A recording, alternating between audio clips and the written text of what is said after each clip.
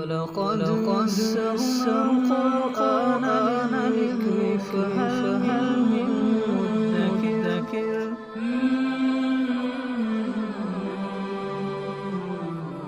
سورۃ النساء آیت نمبر 135. اعوذ باللہ من الشیطان الرجیم. بسم اللہ الرحمن الرحیم. یا ایھا الذین آمنوا کونوا قوامین بالقسط شہداء للہ ولو علی انفسکم او الوالدین والاقربین ان یکن غنیا او فقیرا فاللہ اولی بہما فلا تتبعوا الہوی ان تعدلوا وَإِن تَلْوُوا أَوْ تُعْرِضُوا فَإِنَّ اللَّهَ كَانَ بِمَا تَعْمَلُونَ خَبِيرًا. سابقہ آیات میں میاں بیوی کے آپس کے حقوق اور معاملات پر بات چل رہی تھی. گویا کہ اصلاح معاشرے کے ایک اہم ترین پہلو کو زیر بحث لایا گیا تھا. تو اسی ضمن میں ایک اور حکم بھی اللہ تعالیٰ نے ان آیات میں دیا، اور وہ ہے عدل و انصاف کو قائم کرنا. لہذا ارشاد فرمایا یا ایھا الذین آمنوا، اے ایمان والو، کونوا قوامین بالقسط، انصاف کو قائم کرو.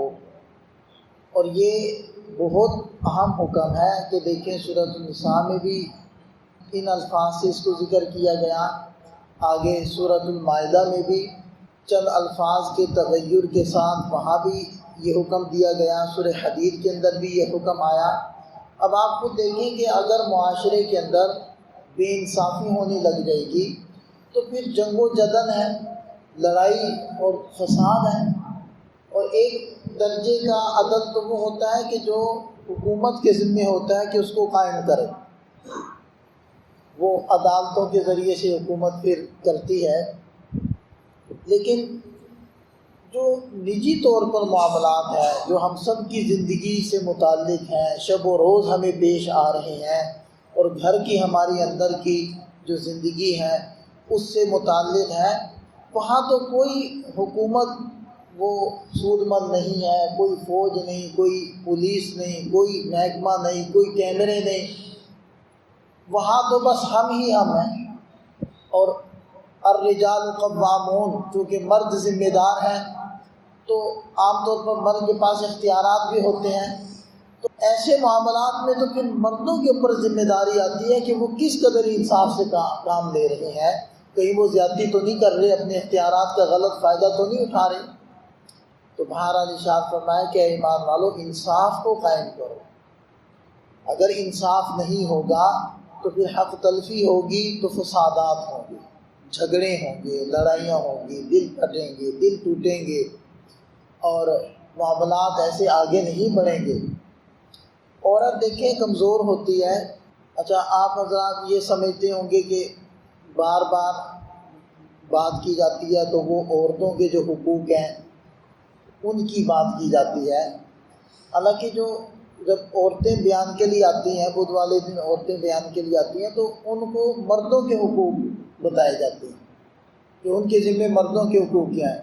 تو ان کو یہ شکوہ ہوتا ہے کہ ہمیں یہ تو بتایا جاتا ہے کہ مردوں کے حقوق ہمارے اوپر کیا ہے، لیکن عورتوں کے کیا حقوق ہے یہ نہیں بتایا جاتا. تو ان کو میں یہ عرض کرتا ہوں کہ یہ بات تو پھر میں مردوں کو بتاتا ہوں نا کہ آپ کے ذمہ عورتوں کے کیا حقوق ہیں، آپ کو بتانا ہے کہ آپ کے ذمہ مردوں کے کیا حقوق ہیں. ہر بندہ اپنے حقوق کو سمجھے، پہچانے اور اس کو ادا کرے گا تو انصاف پر ہر بندہ قائم ہو جائے گا، اور سارا جو آپس میں جھگڑا فساد ہے وہ ختم ہو جائے گا. تو بہرحال ارشاد فرمائے کہ انصاف کو قائم کرو. شہداء للہ، اللہ کے گواہ بنو، یعنی گواہی دو تو اللہ کے لیے دو، سچی گواہی دو، پیسے لے کر جھوٹی گواہی نہ دو. ولو علی انفسکم، اگرچہ یہ گواہی تمہارے خلاف جاتی ہو، او الوالدین، یا تمہارے والدین کے خلاف جاتی ہو، والاقربین، اور تمہارے رشتہ داروں کے خلاف جاتی ہو. اب دیکھیے کہ والدین سے بڑا رشتہ اور کیا ہوگا. تو اللہ تعالیٰ نے یہ فیصلہ دے دیا کہ وہ انصاف کی گواہی اگرچہ تمہارے والدین کے خلاف ہو پھر بھی تم نے صحیح گواہی دینی ہے، پھر بھی اس میں گڑبڑ نہیں کرنی. اس سے ان سارے پہلوؤں کو حکم بھی اس سے ثابت ہو جاتا ہے کہ کیا والدین کی باتوں میں آ کر بیوی پر ظلم کر لینا ہے. جبکہ زیادتی والدین کی زیادتی تو کسی کی طرف سے بھی ہو سکتی، بیوی کی طرف سے بھی زیادتی ہو سکتی ہے، والدین کی طرف سے بھی زیادتی ہو سکتی ہے۔ اگر والدین کی طرف سے زیادتی ہو تو کیا پھر ان کی بات مان کر بیوی پر ظلم کیا جائے؟ اس کی بھی اجازت نہیں، جیسے کہ اس کی اجازت نہیں ہے کہ بیوی کی باتوں میں آ کر والدین پر ظلم کیا جائے، جیسے اس کی اجازت نہیں۔ تو بہرحال اس سے بڑا رشتہ اور کوئی نہیں ہو سکتا، یعنی اس سے بڑھ کر، اس رشتے سے بڑھ کر اللہ تعالیٰ نے اور کسی کے حقوق بیان نہیں کیے۔ یعنی اپنی عبادت اور توحید کے بعد اگر کسی کے حق کا اللہ تعالیٰ نے تذکرہ کیا قرآن میں تو والدین تو آتا ہے نا سورہ لقمان کے اندر، وَإِذْ قَالَ لُقْمَانُ لِابْنِهِ وَهُوَ يَعِظُهُ يَا بُنَيَّ لَا تُشْرِكْ بِاللَّهِ إِنَّ الشِّرْكَ لَظُلْمٌ عَظِيمٌ، اے میرے بیٹے شرک نہ کرنا بڑا ظلم ہے۔ وَوَصَّيْنَا الْإِنسَانَ بِوَالِدَيْهِ، اور ہم نے تاکید کی انسان کو اس کے والدین کے بارے میں۔ تو جہاں شرک سے بچنے کا حکم ہے یعنی اللہ کا حق ہے، ساتھ ہی والدین کے حق کو اللہ نے سورہ لقمان میں بیان کیا۔ اس سے بڑا حق کوئی نہیں ہو سکتا۔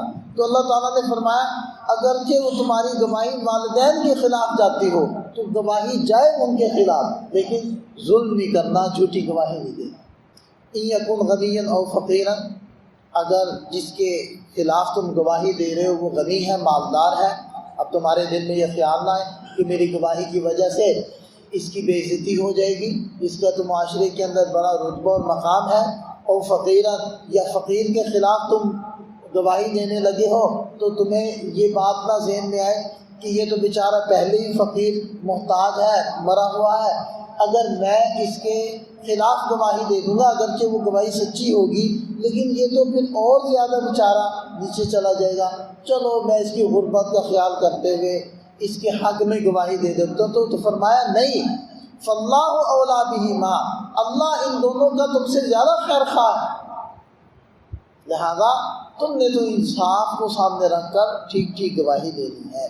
فلا تتبعوا الہوا، خواہش، نفس کی خواہش کے پیچھے مت چلو، اس میں آ کر ان تعدلوا، بے انصافی مت کرو، وَإِن تَلْوُوا، اور اگر تم زبان کو موڑ تروڑ کر استعمال کرو گے یعنی جھوٹی گواہی دو گے، او توریدو، یا اللہ کے حکموں سے اعراض کرو گے، منہ موڑو گے، فإن اللہ کان بما تعملون خبیرا، تم جھوٹی گواہی دے کر لوگوں کو تو بیوقوف بنا لو گے لیکن اللہ تعالیٰ تمہارے سارے کیے کی خبر رکھتا ہے اور خوب اچھے طریقے سے جانتا ہے، تم اس کو دھوکہ نہیں دے سکتے۔ یا ایھا الذین آمنوا، اے ایمان والو، آمنوا باللہ ورسولہ، ایمان لاؤ اللہ اس کے رسول پر، حالانکہ پیچھے خطاب فرمایا اے ایمان والو، تو ایمان والے تو پہلے ایمان والے ہیں، پھر ان کو حکم ارشاد فرمایا جا رہا ہے کہ تم ایمان لاؤ۔ اصل میں ہم جو سب موجود ہیں ہم تو خاندانی یا پیدائشی طور پر مسلمان، پیدا ہوئے تو مسلمان تھے، ہم نے بچپن میں کلمہ سیکھ لیا، کچھ نماز سیکھ لی، موٹی موٹی مسائل سیکھ لیے، وضو کیسے کیا جاتا ہے، پاکی ناپاکی کیسے حاصل کی جاتی ہے، اور لوگوں مسجد میں آنے لگ گئے، سب کو دیکھا نماز پڑھ رہے ہیں تو اس طرح نماز پڑھنے لگ گئے۔ تو یوں کہہ لیں کہ بائی چانس ہمارا اسلام ہے، ہم پیدا ہی مسلمان گھرانوں میں پیدا ہوئے، اب ہمیں اتنا صحیح اسلام کا شعور ہے، بس موٹا موٹا اجمالی سا بھی ہاں یہ نماز بھی ہوتی ہے اور اس طریقے سے پڑھتے ہیں، نماز کی روح کیا ہے، نماز کا اصل مقصد کیا ہے، نماز دھیان والی ہوتی کیا ہے، وغیرہ وغیرہ، اسی طرح سارے احکام ہیں۔ ان سے عام طور پر جو مسلمان طبقہ ہے ان کو کوئی دلچسپی نہیں ہوتی، یعنی کہ بس بائی چانس اسلام جتنا پتہ چل گیا، بائی چوائس چونکہ نہیں ہے، یعنی خود اپنی مرضی سے قبول نہیں کیا، اس لیے کوئی اس کی ڈیٹیل، کوئی اس کی تفصیلات، کوئی اس کے اندر گہرائی وہ نہیں ہے۔ اور اسی طرح جب آخری زمانہ تھا، یعنی آخری سال تھے نبی پاک صلی اللہ علیہ وسلم کے، خاص طور پر فتح مکہ کے بعد، اس وقت تو جوک در جوک لوگ مسلمان ہوئے نا، یعنی ایک ہوا چل پڑی تھی، ایک فضا بن گئی تھی، اگر قبیلے کے اندر کسی 2-4 بندوں نے بات کر دی تو بس سارا قبیلہ ہی تیار ہو گیا اسلام قبول کرنے کے لیے، سب آ گئے اور اسلام قبول کر لیا۔ تو ایسے پورا طبقہ، پورا علاقہ، پورا قبیلہ وہ مسلمان ہو گیا، اور ان کی نہ تربیت ہوئی، نہ بنیادی تعلیمات ان لوگوں نے حاصل کی، نہ ایک ایک چیز کو سیکھا، نہ اس کی تفصیلات کے اندر گئے۔ اب وہ کمزوری ہے۔ اب دیکھیں حضرات صحابہ کرام کا تذکرہ اللہ تعالیٰ نے ان کی ایمان کا تذکرہ سورہ حجرات میں کیا ہے، تو ارشاد فرمایا وَلَٰكِنَّ اللَّهَ حَبَّبَ إِلَيْكُمُ الْإِيمَانَ وَزَيَّنَهُ فِي قُلُوبِكُمْ، اللہ نے ان لوگوں کے نزدیک ایمان کو محبوب کر دیا، اور ایمان ان کے نزدیک مزین ہو گیا اور ان کے دلوں میں گڑ گیا۔ لیکن اسی سورہ حجرات کے اندر آتا ہے کہ قالت الاعراب آمنا، دیہاتیوں نے کہا کہ ہم بھی مومن ہیں۔ تو اللہ تعالیٰ نے ارشاد فرمایا نبی ان سے فرما دیجئے لم تؤمنوا، تم ابھی ایمان نہیں لائے، ولکن قولوا اسلمنا، بس تم کہو کہ ظاہری تابعداری قبول کر لی ہے، ہم بھی حلقہ اسلام کے اندر داخل ہو گئے ہیں، ہم بھی رام ہو گئے ہیں، ہم نے بھی دعویٰ کر دیا ہے۔ ابھی کہاں ایمان تمہارے دلوں میں گڑا ہے کہ وہ اس درجے کا ایمان آ جائے کہ ایک تو تمہیں ان چیزوں کا صحیح شعور حاصل ہو جائے اور ان پر صحیح دلی اطمینان حاصل ہو جائے، اور پھر تم ترجیح دینے لگ جاؤ اللہ کو، اس کے احکامات کو دوسری چیزوں پر۔ یہ کب ہوگا؟ یہ تو محنت سے ہوگا، یہ تو کوشش سے ہوگا، یہ تو شعور سے ہوگا۔ تو بالکل وہی چیز ہے، وہی کیفیت یہاں ذکر کی جا رہی ہے اے ایمان والو، یعنی کہ جو ضابطے کے، قانون کے وہ مطابق مسلمان ہیں۔ اب جس نے کہہ دیا اشہد ان لا الہ الا اللہ واشہد ان محمد رسول اللہ، تو وہ قانونی طور پر تو مسلمان ہے۔ اب دل کی کیا کیفیت ہے، دل کی کیا صورتحال ہے، چوری کر رہا ہے تو وہ کیسا مسلمان ہے کہ جو چوری کر رہا ہے، جھوٹ بول رہا ہے وہ کیسا مسلمان ہے، دھوکہ دے رہا ہے، رشوت دے رہا ہے اور ملاوٹ کر رہا ہے اور سودی کام کر رہا ہے، تو وہ کیسا مسلمان؟ تو ایسے لوگوں کو خطاب ہو رہا ہے یا ایھا الذین آمنوا، اے ایمان والو، یعنی جو قانونی طور پر ایمان والے ہیں، اے وہ سب لوگوں متوجہ ہو جو آمنوا باللہ و رسول، ایمان لاؤ اللہ اس کے رسول پر، صحیح اس درجے کا ایمان جو مطلوب ہے، جو تمہیں بدلے، جس کا اثر تمہاری ذات پر تو ہو۔ دنیا کو کب بدلو گے؟ تم سے تو اپنا جسم نہ بدلا گیا، اپنے شب و روز کے اعمال نہ بدلے گئے۔ تو آمنوا باللہ و رسول، اللہ اس کے رسول پر ایمان لاؤ، والکتاب الذی نزل علی رسولہ، اس کتاب پر ایمان لاؤ جو اللہ نے اس کے اپنے رسول پر نازل کی، والکتاب الذی انزل من قبل، اور اس کتاب پر ایمان لاؤ جس سے پہلے اللہ نے اتاری۔ قرآن کے لیے نزلہ کا لفظ آتا ہے، بقیہ کتابوں کے لیے انزلہ کا، نزلہ اور انزلہ ان دونوں کے مصدر بنے گے تنزیل اور انزال۔ تنزیل کہتے ہیں تھوڑے تھوڑے کو اتارنا، اور انزال کہتے ہیں اکٹھا اتارنا۔ پہلی کتابیں اکٹھی اتری ہیں، اس لیے ان کے لیے انزال کا لفظ استعمال ہوتا ہے۔ قرآن تھوڑا تھوڑا کر کے اترا، اس لیے اس کے لیے تنزیل کا لفظ۔ نجمن قسط وار، جو قسطیں ہوتی ہیں ہم یہ لفظ استعمال کرتے ہیں، قسطیں دینا، اس کے لیے عربی میں نجم کا لفظ استعمال ہوتا ہے۔ نجمن قرآن نازل ہوا ہے، تو اس لیے قرآن کے لیے تنزیل کا لفظ آتا ہے۔ وَمَن يَكْفُرْ بِاللَّهِ، اور جو انکار کرے اللہ کا، وَمَلَائِكَتِهِ، فرشتوں کا، وَكُتُبِهِ وَرُسُلِهِ، اس کی کتابوں کا اور رسولوں کا، وَالْيَوْمِ الْآخِرِ، اور آخرت کے دن کا، فَقَدْ ضَلَّ ضَلَالًا بَعِيدًا، وہ دور کی گمراہی میں جا پڑا۔ تو دیکھیں تفصیل ذکر کی گئی ہے، تو تفصیلی طور پر ہمیں قلبی طور پر اطمینان ہو اور دل کی گہرائیوں سے ہمیں یقین حاصل ہو چکا ہو، وہ مطلوب ہے۔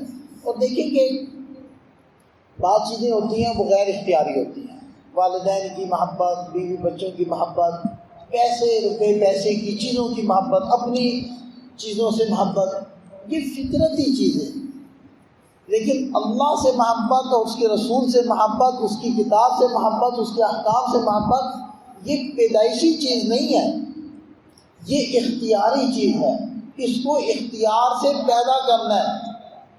تو پیدائشی طور پر تو ہمیں اللہ سے محبت نہیں ہوتی، ہمیں رسول صلی اللہ علیہ وسلم کا تعارف ہی نہیں ہوتا، وہ تو بعد میں پیدا کی جاتی ہے۔ اس لیے جب حضرت عمر رضی اللہ عنہ نے کہا کہ یا رسول اللہ، اپنی ذات کے علاوہ ہر چیز سے زیادہ آپ محبوب ہیں، تو آپ علیہ السلام نے فرمایا نہیں عمر، ایمان مکمل نہیں ہوا۔ اب انہوں نے کہا کہ یا رسول اللہ، اب آپ میرے نزدیک ہر چیز سے، حتیٰ کہ میری اپنی جان سے بھی زیادہ محبوب ہو گئے۔ آپ علیہ السلام نے فرمایا الآن یا عمر، اے عمر اب تیرا ایمان مکمل ہو گیا. تو یہ انہوں نے اختیاری طور پر اس چیز کو اپنے اندر پیدا کیا. تو یہ جو ایمان ہے، یہ جو اللہ کے احکام پر یقین کرنا ہے اور ان کو ترجیح دینا ہے، یہ ساری اختیاری چیزیں ہیں. اس لیے قرآن نے کہا ایمان والو ایمان لاؤ، اختیاری طور پر ان ساری چیزوں کو اپنے دلوں میں ترجیح دو اور ان کو پرائرٹی دو. اللہ تعالیٰ ہمیں سمجھ عطا فرمائے.